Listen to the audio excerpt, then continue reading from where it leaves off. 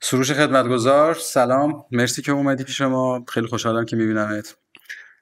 من سروش رو مدتی هست که میشناسم، یک بار دیگه هم قبلا دیده بودمش، منتها هی تلاش میکردیم یه قرار بذاریم همدیگه رو ببینیم. یه سری از اجراهای سروشینا رو قرار بود من برم ببینم که یه موقعی من برنامه‌ام جور نمیشد، یه موقع سروش مشغول بود. خلاصه به هر حال امروز اون اتفاق خوب افتاد و ما در کنار سروش و در خدمتش هستیم. خوشحالیم که اینجایی. خودتو معرفی کن و خلاصه بریم ببینیم چی میشه. خیلی ممنون. من سروش خدمتگزار هستم، 29 سالمه. مهندسی عمران خوندم ولی دیگه توی رشته عمران فعالیت نمی کنم و بیشتر وقتم رو به موزیک در واقع اختصاص دادم. چی شد که اصلا کلا با بحث موسیقی آشنا شدی؟ در چند سالگی اولین رویت با ساز و موسیقی کجا بود؟ چه اتفاقی افتاد؟ من از دبستان علاقه زیادی داشتم به موسیقی کلا و از اون زمانی که واکمن بود واکمن داشتم و با نوار و اینا گوش میدادم تا بعدش CD من اومد و میرفتیم از کلوب یه CD میخریدیم MP3 مثلا 150 تا آهنگ روش بود. خیلی جذاب بود همه اینا برام. دیگه بعدش هم که شروع کردم موزیک راک و متال گوش میدادم. حدودا توی راهنمایی بودم و یه آرشیو خیلی باحال و بزرگم جمع کرده بودم، داشتم تفکیک تمام سبک‌ها و در واقع دیسکوگرافی هم بود و خلاصه به موسیقی خیلی علاقه داشتم. ولی حدود 9 سال پیش بودش که یه سفری رفته بودم به کویر با چند تا از دوستان و دم غروب یکی از دوستان یکی از آهنگای کمل رو گذاشت و اونجا بود که من با این صدای گیتار الکتریک واقعا ارتباط خیلی خوبی برقرار کردم و فهمیدم که چقدر عمیق میتونه باشه و چقدر جالبه و خیلی علاقه‌مند شدم به این قضیه. یکی از بند کمل گذاشت، یکی از پورکوپاین تری و خیلی علاقه‌مند شدم به این دوتا، این در واقع به این سبک پروگرسیو. و وقتی که برگشتم تهران دیگه کلا تو ذهنم بود که بگیرم سازو و چند ماه بعدش تقریبا. این مال چند سالگیته الان که داری میگی؟ 20 سالگیم در واقع، اوایل دانشگاه اینا بود. بعد اومدم و یه راستم رفتم گیتار الکتریک گرفتم، برعکس چیزی که هم میگفتن باید بری اول کلاسیک یاد بگیری. اینا گفتم نه، من الکتریک دوست دارم، یه راست میرم الکتریک و گرفتم و از اون موقع شروع کردم. حدود 4-5 سالی پشت هم داشتم کلاس میرفتم و آکادمی کار کردم پیش چند تا استاد. استاد هم اگه دوست داری اسمشون رو بگو. استادم هم آقای رامین مقدسی، استاد همایون مجزاده و استاد احسان کرامتی. پیش این چند نفر کار کرده بودم. ولی یه اتفاقی افتاد، دوباره توی سفر دیگه بودم تو جنگل، یه چوب خیلی بزرگی افتاد رو دستم، نشسته بودم و افتاد رو دستم و این تاندون در واقع شست سمت چپم، دست چپم آسیب دید حسابی و اون لحظه نفهمیدم و اینا. اومدم تهران، سازو گرفتم دستم، اومدم بزنم، به 30 ثانیه نگشید دیدم اصلا دستم کلا دیگه داره منفجر میشه و نمیتونستم اصلا ساز بزنم. تا میومدم بزنم درد میگرفت و دیگه یه جورایی اصلا ناامید شدم، گفتم دیگه خوب نمیشه. پیش ارتوپد میرفتم و میگذشت و یه مدت آتل هستم اینا، خوب نمیشد خلاص. تا بعدش حدود 1 سال و نیم بعدش، 2 سال بعدش یه آسیب دیگه به همون دستم خورد که باعث شد برم فیزیوتراپی. چقدر ماجرا داشتی پس. آره رفتم فیزیوتراپی و گفتم که حالا اینجوری که داری مثلا این لیزر و اینا رو میزنی، اینم بوده، این تاندون دستم مشکل داشته. گفت اونم میزنم اونم خوب میشه. گفتم حالا بزن. یه 3-4 جلسه رفتم فیزیوتراپی و واقعا خوب شد، کامل خوب شد و دوباره تونستم حالا ساز بزنم و پس این تو این مثلا 1 سال 2 سالی که 2 میگی سال اصلا وقفه داشت و نمیتونستی ساز بزنی؟ نمیتونستم ساز بزنم. احتمالا حالت هم خیلی بد بوده که فعالیت آره خیلی متوقف ناراحت شده بودم بود. واقعا، اینکه گفتم دیگه الان، و همیشه هم خیلی حواسم الان به دستام هست، با این حالم هی این ور اون ور میخورم. آره دیگه گیتاریست واقعا فقط سر سرمایه‌اش گوشوار رو داره. دستاشه. آره. البته که ذهنش در وهله اول آره در حفله اول و ذهن احساسش و بعد دقیقا، دستش. ولی بر نوازندگی این دسته حتما نیازه. و خلاصه اینجوری بود تا اینجاش. حالا فعالیتم بیشتر برای خودم بود و توی خونه میزدم برای خودم و با دوستان بعضی موقع هم نوازی میکردیم. ولی داستان موزیک خیابونی، جایی که در واقع من باش آشنا شدم، آشنا که بودم، دیده بودم بیرون قبلا، مثلا گیتار کلاسیک بزنن یا حالا موسیقی سنتی و اینا. ولی یه روزی بود که من خیلی حالم بد بود، توی شهرک اکباتان بودم و داشتم برمیگشتم برم دیگه، در واقع خیلی حالم بد بود، داشتم برمیگشتم بیام به سمت خونه. یکی از دوستام هم همراهم بود و با موتور بودم، رد شدم از بغل این کافه، دیدم یه گروهی دارن موزیک میزنن، صداشو شنیدم، یعنی یه نگاه کردم و رفتم گفتم ببینم تو چی اینو اکباتان آره. احیانا کافه مودیانا نبود اونجا که رد شدی؟ نه مودیانا رو که خودتونم اولین بار رفتم. خودمون رفتیم اونجا رو. نه اون مربوط به 2 سال تقریبا قبلش میشه. و توی کافه نبودن بچه‌ها، بیرون نزدیک اون کافه های طرف فاز 2 بود. ساکن و بودی خودت اونجا؟ تو اکباتان ساکن بودی؟ نه من اونجا ساکن نبودم، رفته بودم دوستم رو ببینم. خب و خلاصه اون دوستم که همراهم بود تا مترو رسوندم، اون سری برگشتم ببینم اینا چی میزدن، اینا جالب به نظر اومد. و من با اون حال خیلی بدی که داشتم و خیلی خیلی ناراحت بودم، اومدم 2 تا ترک تقریبا گوش دادم از بچه ها و خیلی حالم بهتر شد. یه موسیقی زنده یهویی وسط خیابون اینجوری ظاهر شد و من دیدم چقدر حالم خوب شد. منی که مثلا از مثلا فرض کن 10 لول 1 بود حالم، یهو شد مثلا 6 7. باتری خوب پر شد شد یه قشنگ. دفعه. آره. و با علیرضا اونجا آشنا شدم که حالا همین الانم توی بندمون هستش. علیرضا بیگلری؟ نه علیرضا اسحاقی، بیسیست در بندمون الان. و حالا 2 تا دیگه بچه هم بودن، ولی من با علیرضا بیشتر آشنا شدم و شماره‌اشو گرفتم و خلاصه فر و پس فراش خیلی دیگه تو ذهنم بود این قضیه، گفتم چقدر باحال بود اینا خیابون بزنیم و هم نوازی. زنگ زدم بهش گفتم که اگه مثلا شما اوکیید من یه بار بیام باهاتون و بیام تو خیابون بزنم ببینم چه جوریه. با حالا پولم نمیخوام اصلا، فقط میخوام بیام ببینم چه شکلیه. بعد بچه هم همون اول خیلی هم آدمای باحال گفتن که آره بیا حتما.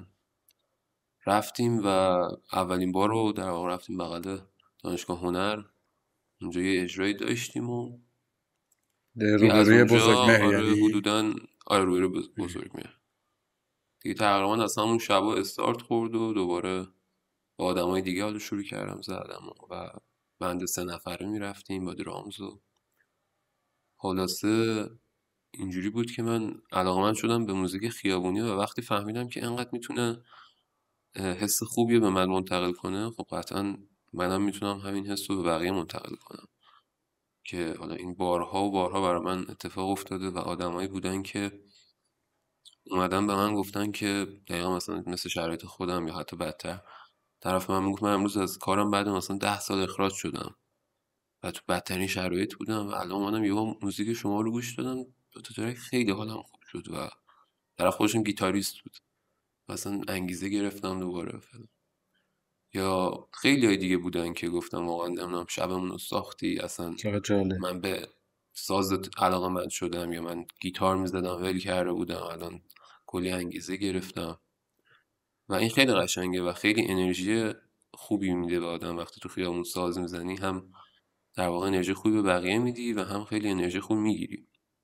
آره اتفاقا داشتیم ببخشید با یکی دیگه از بچه‌ها فکر کنم با افشین داشتیم صحبت میکردیم راجع به اصلا کیفیت، تفاوت کیفیت در واقع برقراری ارتباط یک مخاطب با موسیقی خیابونی و حالا اجرای مثلا دقیقا کنسرتی اینا اینه که تو نکته یک مفصل. داینامیکی از آدمایی که دارن حالا عبور میکنن یا اصلا تو جریان زندگی خودشون هستن تو باهاش مواجهی و تو نمیدونی به اونا چی داره میگذره و اصلا از یه ماجرای دیگه ای داره طرف میاد با کلی موضوعات با کلی حالا احساسات میاد و یه دفعه تو این نقطه شما به هم میرسین و این خیلی متفاوته با اینکه یه آدمی مثلا با یه تصمیم قبلی با یک بله نیت قبلی بره دقیقش. مثلا تو سالن کنسرت بشینه و به نظرم خیلی فضای عجیبیه. یعنی ممکنه حال یه نفر رو خیلی خوب کنه ممکنه حال یه نفر رو خیلی بد کنه ولی به هر حال یک جور مواجهه بدا هست. یعنی واقعا دقیقا ایمپرووایز ارتباط آدما با هم دیگه است و این برای خود من خیلی همیشه جذابه و از این دست خاطراتم خیلی میشنویم از بچه‌هایی مثل تو که مثلا چه میدونم یه نفر اومده اینجوری گفته دمتون گرم، یه نفر گفته آقا من الان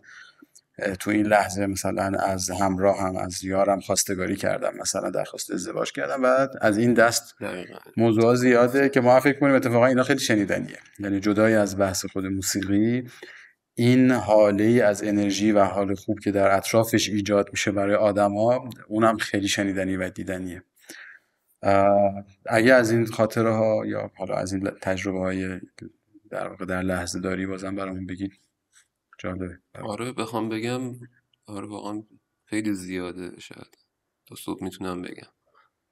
از یه مهد کودک بگیرین که ما یه بار داشتیم صبح تو ونک میزدیم، یه بگو مهد بگو. کودک 15 تا بچه اومدن نشستن جلومون و به دقت قشنگ دو سه تا ترک ما رو گوش میدادم و براشون دیدی چقدر فرق میکنه متال کیفیت زدیم. اصلا حضور بچه ها با دقیقا آدم اصلا بزرگ بچه ها به نظر من خیلی بهتر متوجه میشن و اصلا انگار دریافتشون اصلا بیشتر موسیقی از رو و توی همه خیابون. وجودشون میگیرن انگار بس. خیلی موقع شده حتی مثلا من دیدم که بچه باعث شده که پدر مادر وایسن و نگاه کنن، یعنی گیر داده که وایسن مثلا میخوام ببینم. و این خیلی جالبه. آره اون مهد کودکی اومدم 15 16 تا بچه نشستن جلو ما و نقاشی هم برامون کشیدن بهمون دادن. اون مثلا خیلی جالب بود، همشون خیلی لذت برده بودن. چه باحال.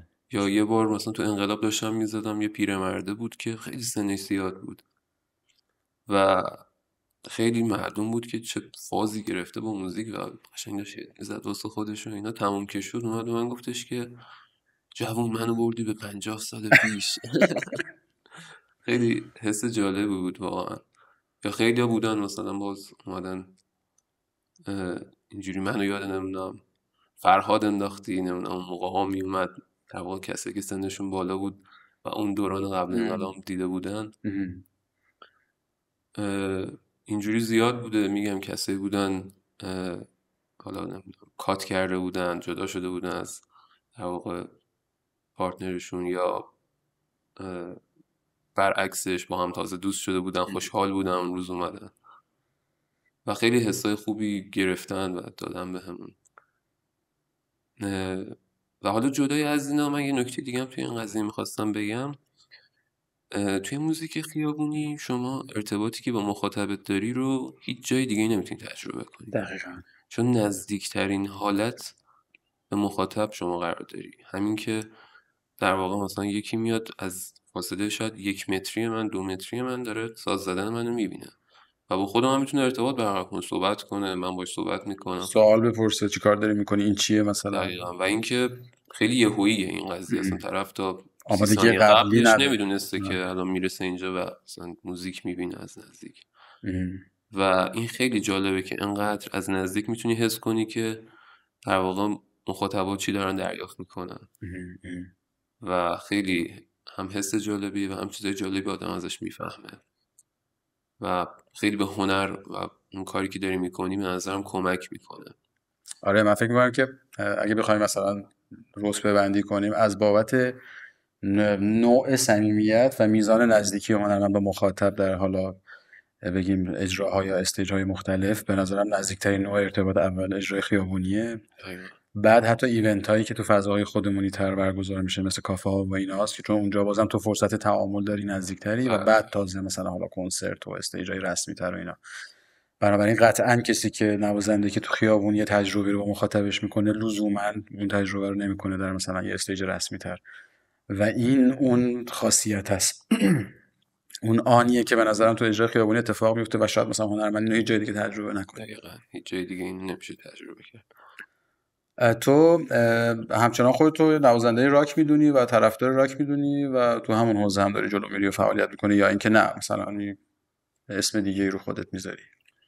ما بیشتر موسیقیمون چیزی که خودم میزنم و حالا با گروه همون کار میکنیم بیشتر به سمت همون راک و پروگرسیو راک و اینا میره و حالا اینا حالا خاصیتش اینطوریه که خیلی میتونه گستره بزرگی داشته باشه و درسته. حالا من قائل به این که ما فقط راک میزنیم نیستیم. نیستی. شاید یه جای موزیک شبیه متال شه، یه جای موزیک شبیه بلوز شه. به هر حال شما روایت و لحن خودتون رو دارید از راکی که حالا دقیقا سعی آره، میکنید کارش به تولید صدای خودمونه. کنید، صدای خودتون رو میده.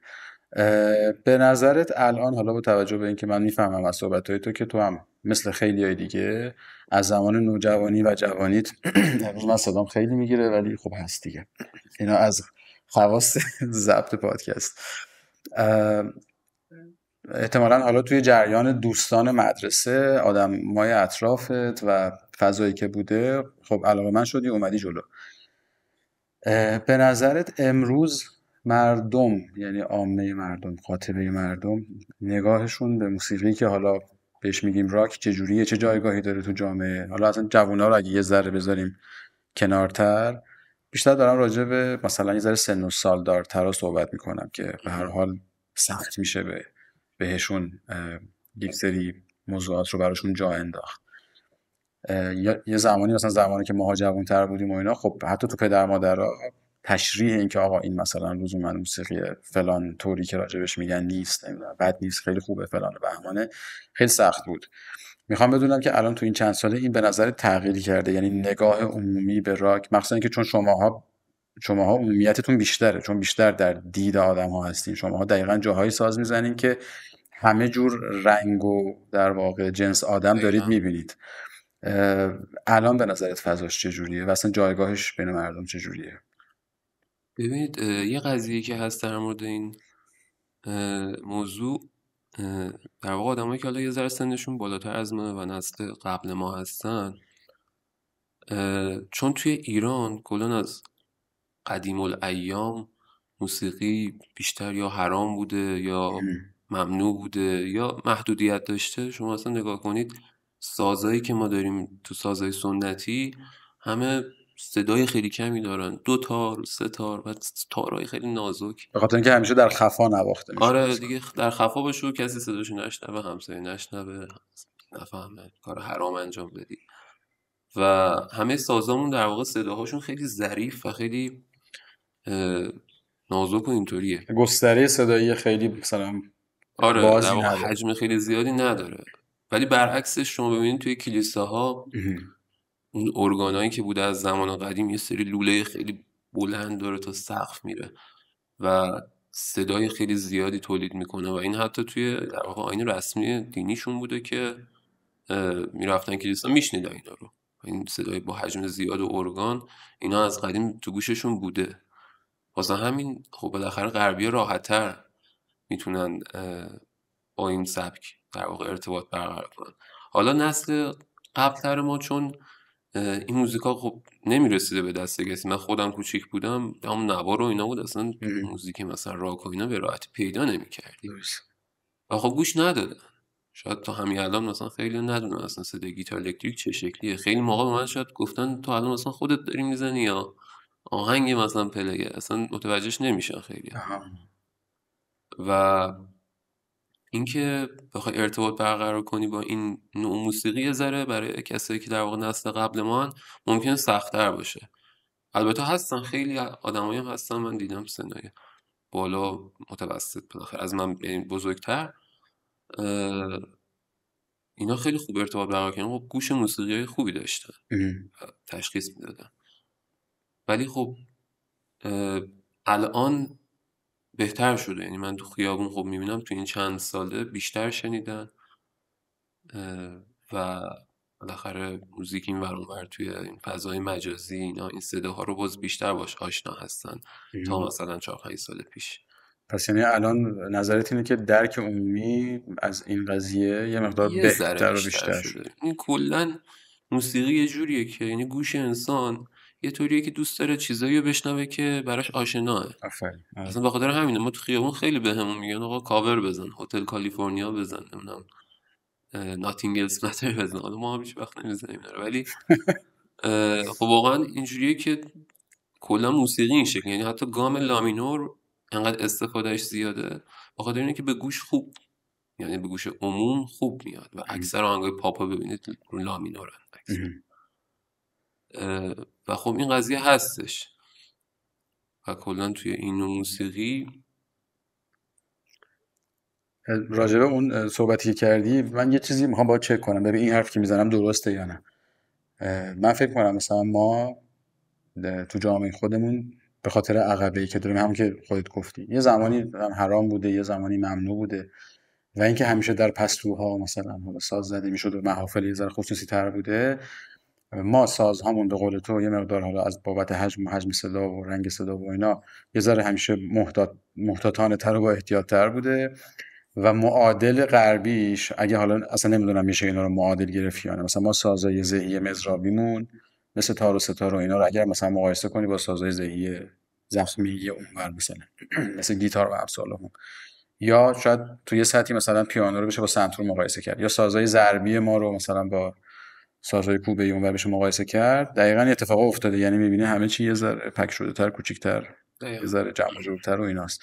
این درسته؟ یعنی به نظرت از این موضوع نشأت میگیره به خاطر همین در خفا بودن و در پستو بودن است یا اینکه نه اصلا اون موقع به خاطر اصلا یه موضوع دیگه بود؟ بخشیش حداقل بخش عمدهش به خاطر این بوده دیگه. در واقع اون موقع نمیتونستن یه ساز بزرگی در واقع پیانو بیارن بذارن تو، به حال اکسپوز نمیتونستم بکنم. آره دیگه خیلی نبوده جایگاهش، اگه بوده کم بوده نسبتا. عالی. من تو رو بیشتر تو مرکز شهر دیدم، تو سمت کریم خان و این ور. چرا بیشتر اونجایی؟ مرکز شهر خب من کلا یک جا که سعی میکنم هیچ وقت پشت هم نرم، سعی میکنم که اصلا نمیرم. یعنی اگه مثلا در هفته بخوام 3 روز برم اجرا، 3 تا جای مختلف میرم. مثلا یه روز انقلاب، یه روز کریم خان، مثلا یه روز هم شهرک غرب، جای دیگه ای که مرکز نباشه. ولی خب یه خاصیتی که مرکز داره اینه که اولا آدما تکراری نیستن، اکثرا حداقل 80% عوض میشن هر روز، مخصوصا تو خیابون انقلاب که خب خیابون هم خیلی قدیمیه و هم خیلی خب مهم و پرتردده و خب فضای هر جایی هم یه وایبی داره دیگه و هر جایی میری بالاخره یه وایبی میگیری و اون خب جایی که بهتر بوده اون وایب ما بیشتر میریم. حالا من سوالم یه جور دیگه هم بپرسم که می‌خواستم به این برسم. فرض ما اینه که آره فضای مثلا مرکز شهر و انقلاب و اون طرفا یه وایب یه ذره هنری تر داره، یا حداقل مخاطبه که جنسش یه ذره آرتیستیک تره به اصطلاح. به نظرت این که حالا ما اتفاقی مثل موسیقی رو در اونجا تکرار بکنیم بهتره یا اینکه نه نشرش بدیم در جاهایی که اتفاقا این وایب رو نداره، اصلا بذار آدما تکراری هم باشن ولی در اونجا یک اتفاق نوتری محسوب میشه؟ کدومش به نظرت بهتره؟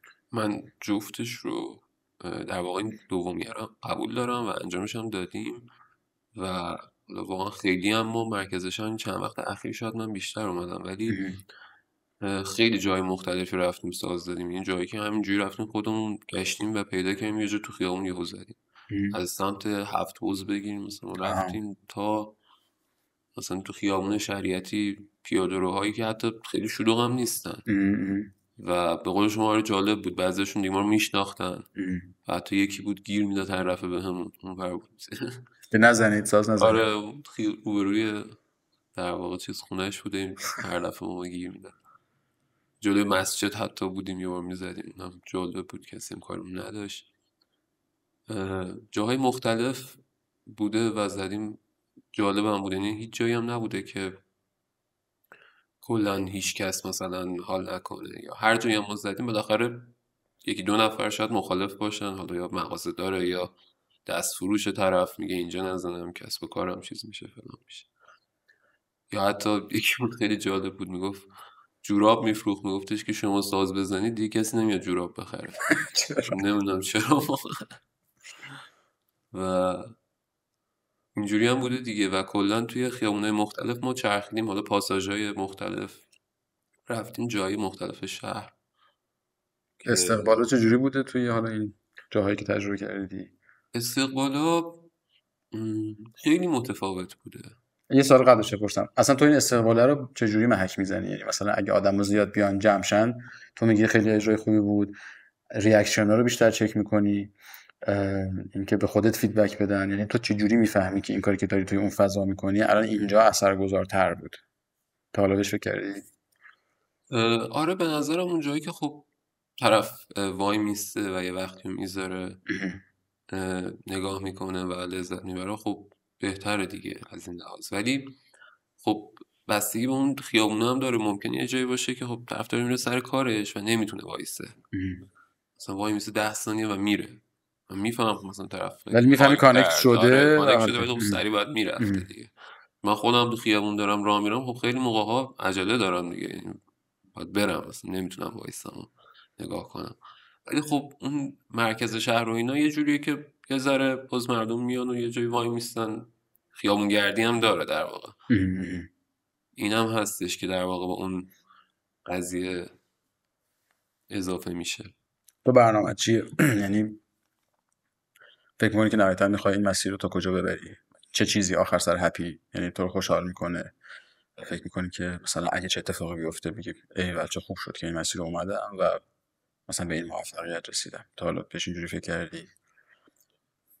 آره توی موسیقی که خب واقعا ته نداره، یعنی هرچی بری جلو بازم باید در واقع یاد بگیری، هیچ وقت به آخرش نمیرسی. ولی خب من دوست دارم که در واقع هم سفر کنم زیاد، یعنی قشنگ یه ون بگیریم با یه بند، یا حتی به یه اتوبوس 2 طبقه هم فکر کردم، بالاشو استیج چه کنیم، باحال.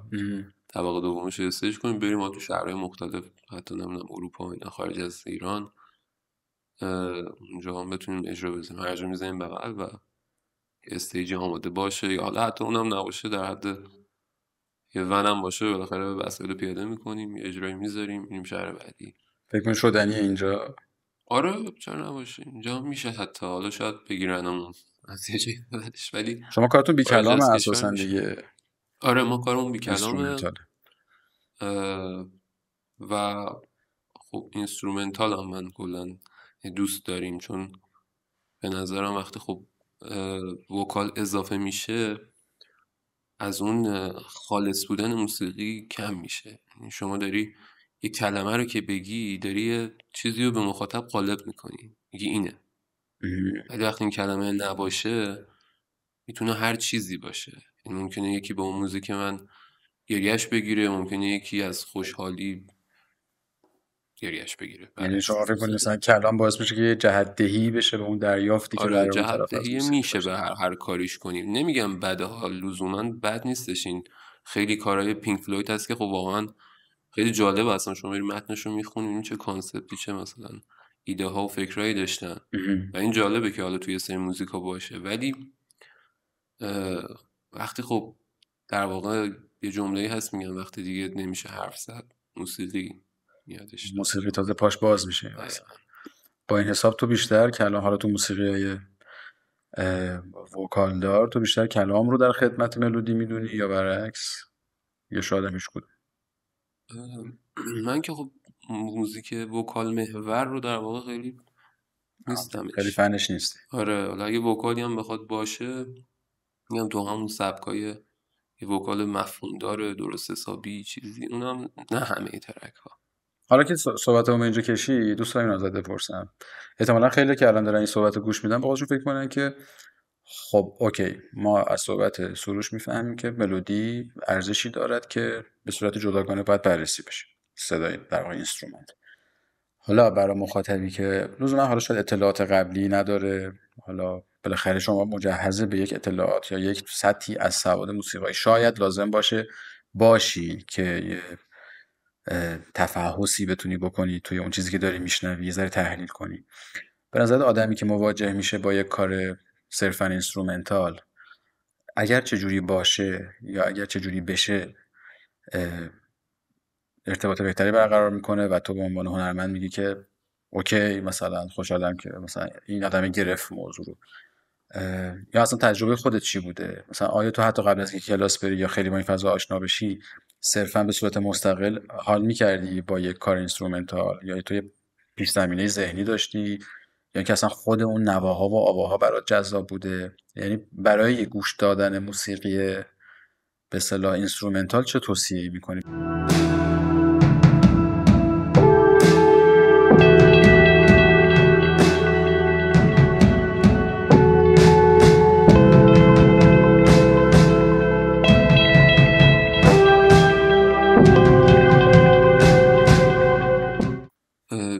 برای گوش دادن به موزیک اینسترومنتال در واقع بهتره که به لاین‌های مختلف اول جداگونه گوش بدی. مثلا تو سبک راک من به کسی مثلا می‌خواستم بگم اینو یه جوری گوش بده بفهمیش، میگفتم مثلا تو الان به لاین بیس دقت کن چون سخت‌ترین هم هست بخوای پیداش کنی، اونو فقط بشنو. در این حال جزو مهمترین هم هست. آره دقیقاً، قلب موزیک به نظرم بیس نباشی و لخت میشه. و این بیس رو که بتونی پیدا کنی و گوشش بدی و فقط اونو بشنوی، خودش یه بخش و جالبه. بعد مثلا بیا الکتریکر رو گوش کن، بعد به درامز خالی گوش کن. اونجایی که اون ته در واقع اون سومیه که گوش دادی یا چهارمیه گوش دادی، بعد همه رو در کنار هم یه بار گوش کن. تا حالا اینو با کسی یعنی تجربه کردی؟ این توصیه رو کسی از تو شنیده؟ آره چقدر فرق کرده براش؟ خیلی بهتر تونستن درکش کن، چون اولش مثلا طرف خب یه صدای درام میشنم یه صدای گیتار همه چی تو همه براش و نمیتونه بفهم اصلا اینا صدای چیه.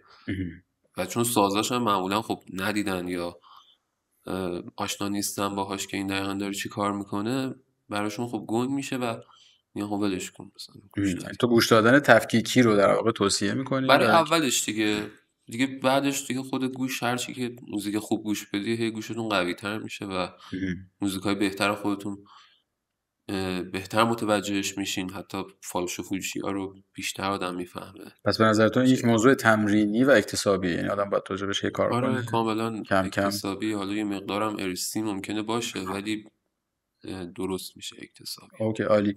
یه سوال بی ربط بپرسم؟ نلی چطوره؟ نلی هم خوبه. هستش هنوز؟ آره موهاش اینجا من بگو خب کیه میرم. نلی گربمه.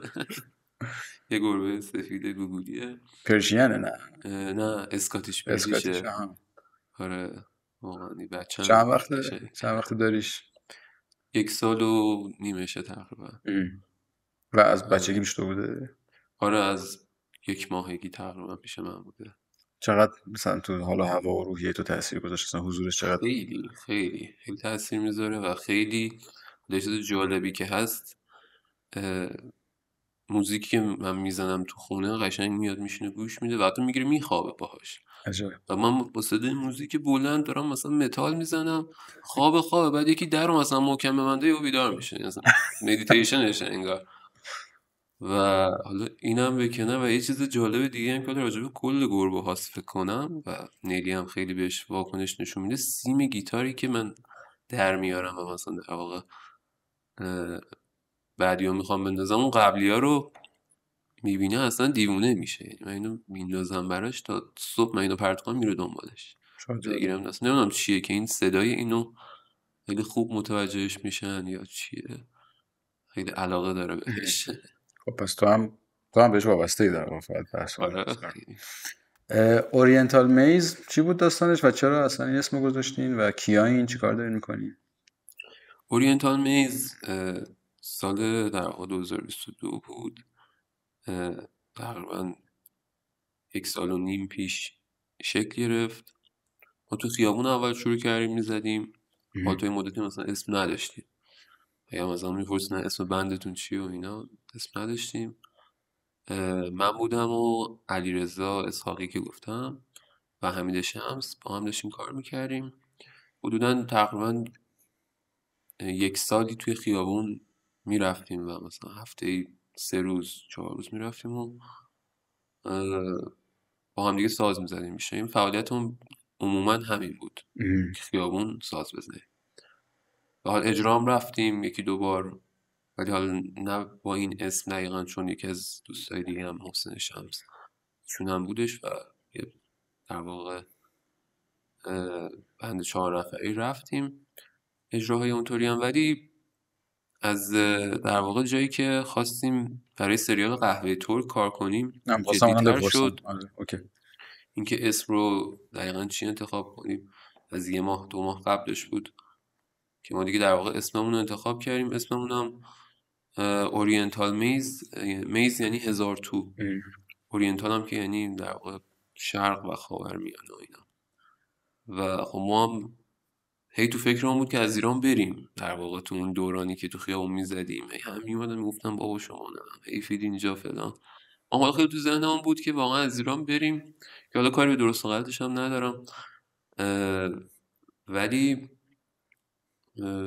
و اسم به خاطر این در واقع گذاشتیم اورینتال میز، یه 1000 تویی که ما توش گیر کردیم فعلا. این راحتی نمیشه در اومد. آره موزیکمون هم حالا چون حال شرقی و تمای شرقی داره دیدیم خب اسم جالبیه که باشه.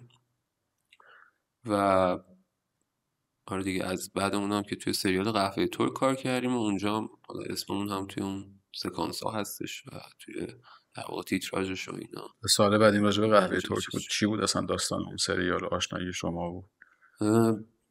اون سریال به ما پیام دادن و خلاصه یه قراری گذاشتن، رفتیم یه جا صحبت کردم و کارگران آقای علیرضا امینی اومدن و گفتن 2 تا نمونه کار نشون بدیم. من گفتم نمونه کار حالا آرومه، رو به راک آروم نشون بدم خیلی چیز نشن. بعد گفتش که مثلا یه ذره هیجانی تر اینا هم میتونید بزنید. گفتم آره بیا. زدم بعدی و دیدش درد 3 ثانیه گفت همین اینو میخوام. آره بعد ما ازشون پرسیدیم، گفت من سرچ کردم. اون کسی که در واقع با ما تماس گرفته بود مدیر تدارکات گفت من سرچ کرده بودم شما، گفت سرچ کردم بهترین گروه نمیدونم نوازنده خیابونی شما رو آورد بالا توی سایتی نمیدونم کجا. خودم برام عجیب نمیدونم کجا بود. خلاصه از اون طریق با ما آشنا شدن و ما هم باشون یه فعالیتی داشتیم. خیلی تجربه جالبی بود اینکه در واقع با یه گروه حرفه‌ای فیلم و سریال و اینا کار کردیم. آدمای خیلی باحالی بودن، هم حالا آقای علیرضا امینی و هم بازیگرا عرفان ناصری من خیلی دوستش داشتم، خیلی پسر خوبی بود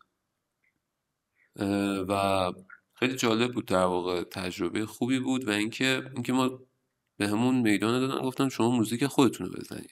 به ما برنگشتن بگم آقا این شکلی چیزی بهتون دیکته نشد اینو بزنید. چند قسمت چند سکانس بودین شما؟ ما حدودا فکر کنم تو 5-6 تا سکانسش هستیم، ولی همش هم توی قسمت نه تو قسمت مختلفه، ولی تیتراژ اول سریال اصلا شروع سریال با ماه 2-3 دقیقه. آره تیتراژ اولش کلا با موزیک ماه. همه اون موزیکایی که زدیم سر صحنه زدیم بدون اینکه یک بار حتی بگیم از اول.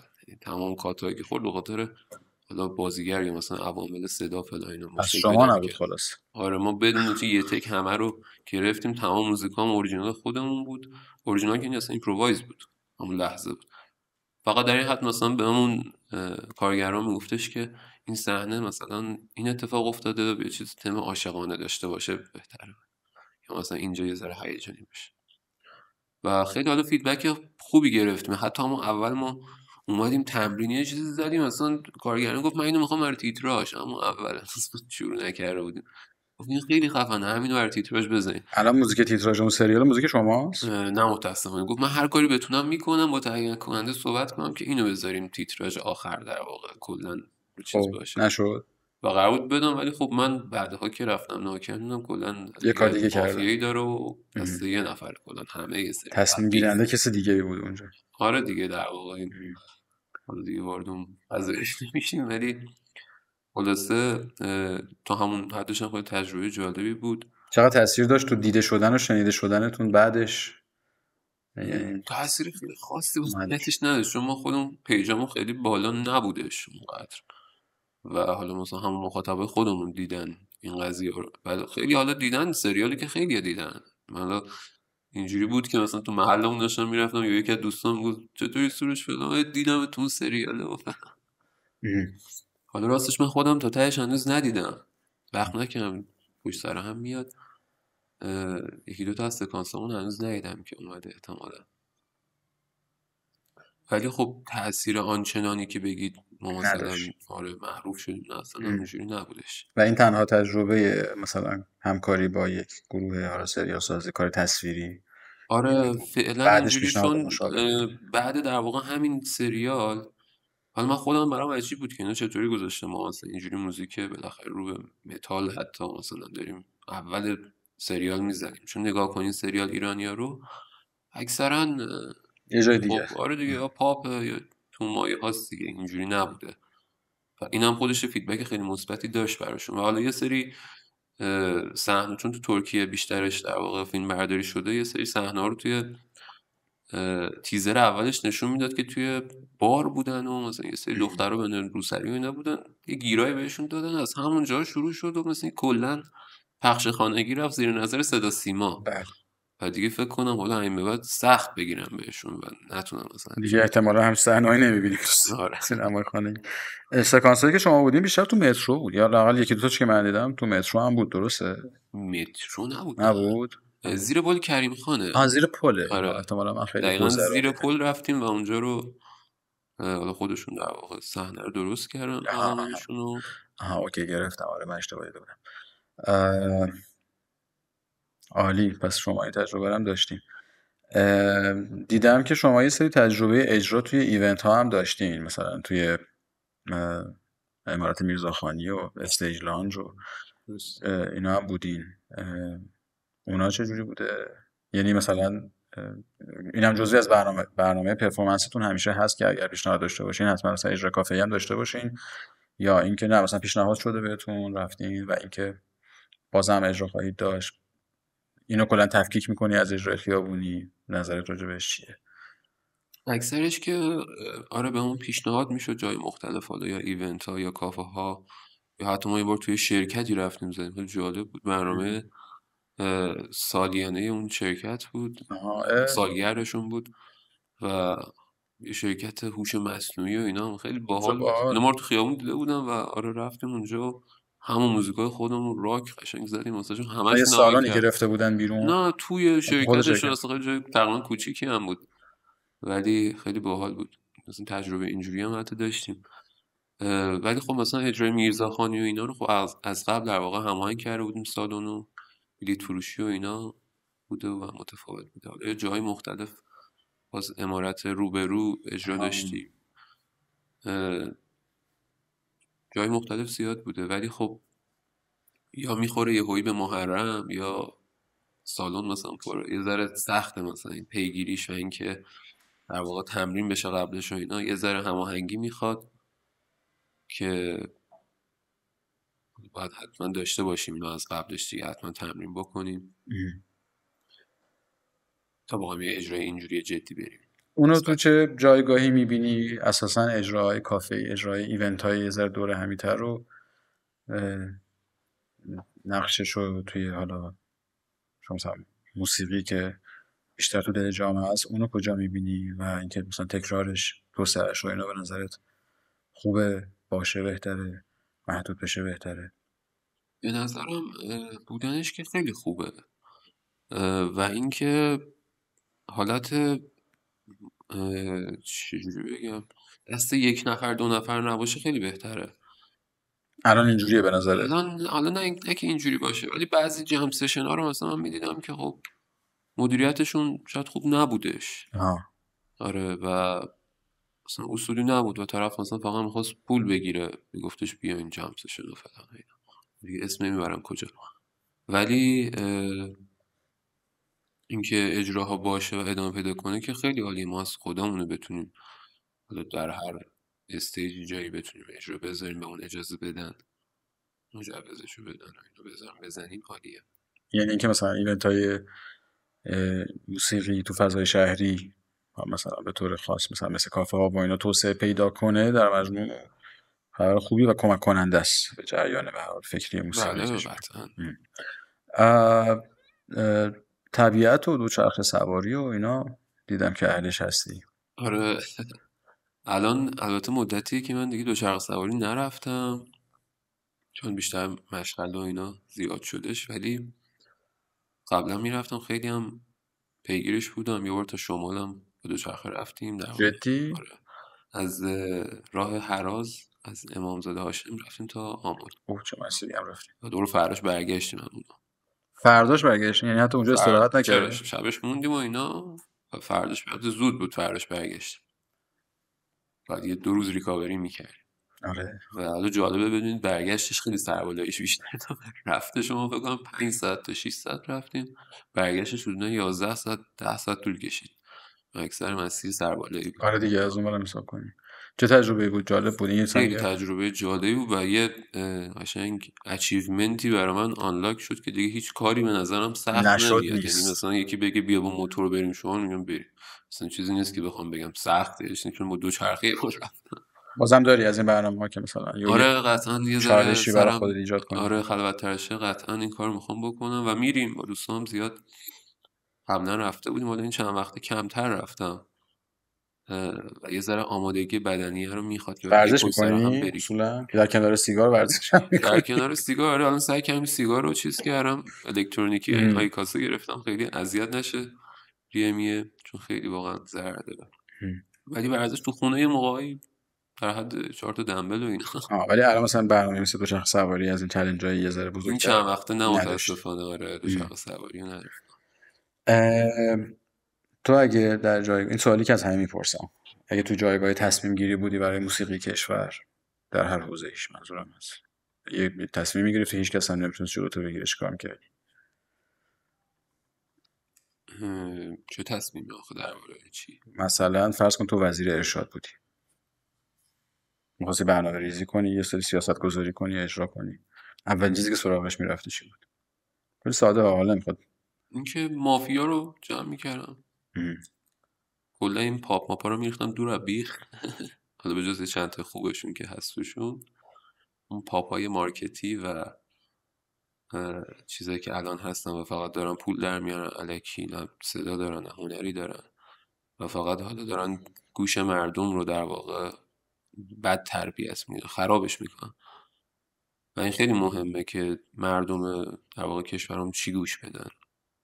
موسیقی، من نمیگم موسیقی مثلا این چیزی که من میگم باشه، موسیقی اصیل باشه، موسیقی خوب باشه. یکی دوست داره بتوون گوش بده، یکی دوست داره سنتی گوش بده، یکی نمیدونم فولک، حتی نمیدونم لهستان دوست داره گوش بده. ولی موسیقی اصیل باشه، موسیقی باشه واقعا. پاپ خوب نمیتونیم داشته باشیم، پاپ چرا اصیل پاپ خوب هم میتونیم داشته باشیم، ولی الان انقدر که اینا زیاد شدن و تکراری شدن. کشته مرده های الکی هم دارن، من نمیدونم دیگه. خب بالاخره دارن گوشا رو یه جورایی میبرن به اون سمت. به خاطر همون موضوعی که قبل‌تر هم گفتی، یعنی آدم‌ها عادت ندارن یا تمایل ندارن به پذیرفتن چیزهای جدید، به تحلیل، دقیقا، و به این تفکر. باعث میشه که سلیقه بره به این سمت و آره. خیلی میشه ممکنه مینستریم خراب جامعه بشه. متاسفانه. پس میومدی این سیاست گذاری رو میکردی به هر حال. آره این مافیا رو جمع میکردم دیگه. آقا بالاخره یه کانتستی برگزار میشه، یه سریا میان میتونن اجرا بذارن، یه سری مجوز بهشون میدیم. حالا هم برای موزیک خیابونی مجوز میدادم، جای مختلف براش تعیین میکردم. اینکه اولا هر کسی نتونه بیاد حالا تو خیابون بزنه، اینم مهمه واقعا. الان دقیقاً.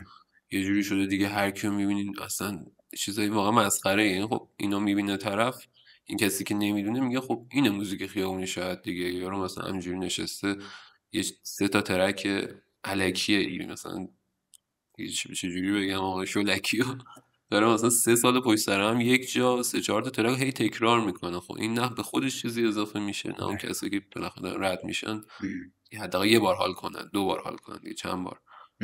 یعنی برای اونی که تو خیابون می‌خواست بیاد ساز یعنی بزنه هم یه حداقل لولی باید آره دیگه، باید حداقل یارو برخوردار بدون باشه. آقا صرفا نیومده که اینجا یه کاسبی کنه از این قضیه، ارزشی باید داشته باشه.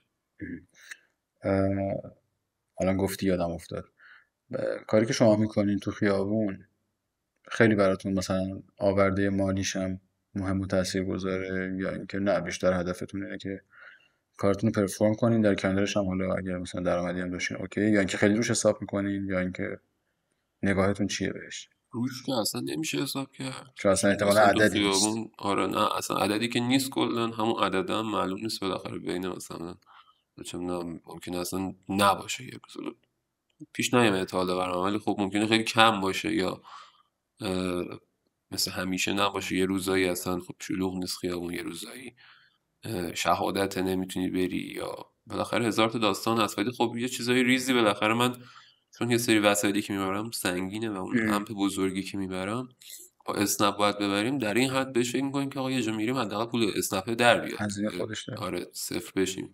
تو که درآمد اصلیت الان از این راه نیست، درسته؟ من ندارم از این خب راه نیست. اگر فرض کنیم نوازنده باشه که واقعا بخواد درآمدش و معیشتش از این زندگی باشه، اصلا شدنیه تو ایران تو نه والا به نظر من نیست. اگه بخواد این کار بکنه باید بره روزی مثلا طرف 8 ساعت تو خیابون از صبح تا شب مترو بزنه که این واقعا به نظرم قشنگ نیست. از شدنی خودش اصلا شدنی هم نیست، اصلا اذیت میشه خودش و بازم تهش هم چیز خاصی گیرش نمیاد. فکر کنین خیلی میشه. خب حالا دوباره کلاه اون سیاستگزاره رو بذار سرت، حالا برای مثلا تامین معیشت آدمایی که کارشون و حرفشون موسیقی، اون وقت اونجا هم با سیاستی تصمیمی داشتی؟ آره من حتی حاضر بودم خودم پول بدم بهشون بیان توی خیابون. یعنی حمایت مالی ازشون آره بشه که اونا آره صرفا این هنرشونه همه و دارن بیلبورد میزنن تو خیابون، این چه هزینه‌ای میشه؟ همون هزینه رو میدن به یه گروه نوازنده بیان یه هفته اجرا کنن. پس موضوع معیشتشون مهمه واقعا. آره چون واقعا تأثیر خوبی میذاره توی حس و حال مردم شهر و بالاخره زیبایی شهر اصلا. بالاخره یه جا رو برمی‌دارن مثلا یه خیابونی رو آسفالت میکنن، جدولش رو رنگ میکنن، دارن هزینه میکنن قشنگش کنن دیگه. این هم یه بخشی از قشنگ کردن شهره. عالی. راجع به این اتفاق رسانه آدم حسابی ها و اصلا حالا ما که قبلش با هم آشنا بودیم از دور، ولی اینکه مثلا حالا یک رسانه مردمی، حالا رسانه مستقلی بیاد رو موضوع موسیقی خیابانی کار کنه و بعد حالا بریم به این سمت که اجرا بذاریم، کل این پکیج رو چجوری میبینی و نظرت چیه؟ تکرارش رو توصیه میکنی؟ اصلا خودت وقتی فهمیدی جزء منتخبین بودی چه حسی داشتی؟ اینم یه ذره راجع به اینم برام صحبت کن.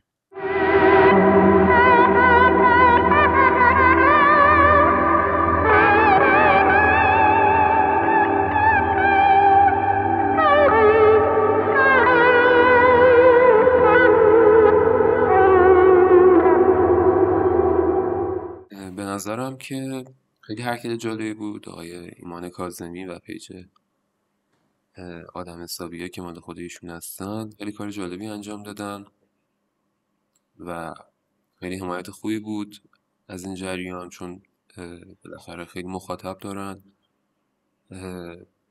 و خیلی هم آدم درستی هستن و خیلی در واقع روشون حساب میکنن و به نظرم این حرکات در واقع ادامه پیدا کنه خیلی بهتره. پیجای دیگه یا در واقع رسانه های دیگه هم این کار رو بکنن، مسابقه بذارن، کانتست بذارن، به نظرم خیلی جالب و جذابش میکنه و یه فضای رقابتی ایجاد میشه که در واقع باعث میشه خب همه در سطح خودشون پیشرفت فکر کنن.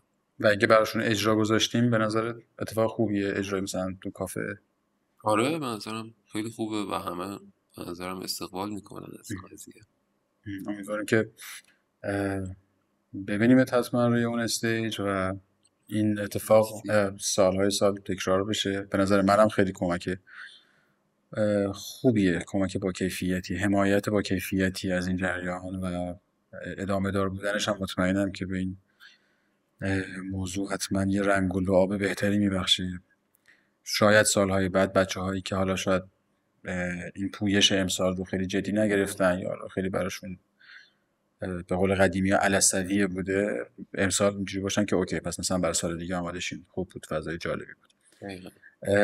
من سوال خاصی دیگه ندارم، ازت تشکر میکنم. تو خودت چیزی هست که بخوای اضافه کنی به صحبتامون؟ اگه مثلا سوالی که من نپرسیده باشم یا موضوعی که تو ذهن خودت بوده دوست داشته باشی راجعش حرف بزنیم؟ نه والا موضوع خاصی که نیست، همین دیگه. امیدوارم فقط یه ذره شرایط بهتر باشه و ما با استرس کمتری تو خیابون ساز بزنیم و اگه اجازه بدن مجوزی بدن چون حالا به من گفته بودن باید مجوز بگیری برای اجرای توی خیابون، یک بار که حالا گرفته بودنمون و من همونجا پرسیدم که باید از کجا مثلا مجوز نداریم بگیرم. مجوز برای اجرا خیابونی نداریم که. آره گفت باید مجوز داشته باشیم. من یعنی گفتم چی؟ خب از کجا باید برم بگیرم؟ گفت نمیدونم. گفتم خب نمیتونی الان برای من چی یه می‌گی؟ مجوز می آوردم بعد نگاه می‌کردم مال کجایی که الان یه چی نمیدونم. خلاصه یه چیزی بالاخره باید این وسط فکر بشه براش که ما بتونیم راحت‌تر این کارو بکنیم. حالا یه جا میریم دست فروش حداقل بهمون گیر ندن یا خود نوازنده ها باز حداقل با هم دیگه اوکی باشه. من خیلی موقع رفتم مثلا میبینم یه جا رو یه نفر میگه من هر روز میام اینجا شما نیایید. سرقفلی داره مثلا. آره حالا بعد مثلا اونجا کجا؟ مثلا پارک نزدیک خونه ما، پارک لاله که من از بچگی اونجا بودم و یه نفر اومده، حالا کاری هم ندارم حالا از کجا اومده، بعد میگه من اینجا مال منه نباید بیای شما، من اینجا کار کاسبیمه شما نباید بیای. و این منظرم درست نیست و موزیک خیابونی منظر من حالا حداقل تو شرایط الان ایران جالبیش به اینه که جابجا بشه آدم، یه جا رو روش قفل نکنیم دیگه، یه جای مختلف بریم همه بتونن همه جا اجرا بذارن و احترام بذاریم به هم. من شده داشتم ساز میزدم یه لحظه استوب دادم دیدم یکی اومده داره مثلا 20 متر اونورتر من ساز میزنه. من خودم باشم قشنگ اول چک میکنم آقا کسی اینجا ساز که نمیزنه، نگاه میکنم اگه کسی نبود میرم میذارم چینم ساز میزنم. یه سری مسائل هست که حالا قطعا نوازنده های درست حسابی و هنرمنده اینجوری نیستن و اینو درکش میکنم. امیدوارم که اگر این اپیزودها رو آدمی میشنوه که در بین مخاطبین ما صاحب اثر و صاحب نفوذه و دلسوزی داره برای این حوزه کاری بکنن، حالا اگه از جنس قانون گذاری رگولیشن یا هر چیزی که هست که اوکیه که به نظرم این فضا قانونمند باشه و بچه ها بتونن از این فضا استفاده کنن و روی صحبت هم با خود بچه ها هم هست، با نوازنده ها هست که یه ذره به قول سروش با هم مهربون تر باشیم، احترام بذاریم.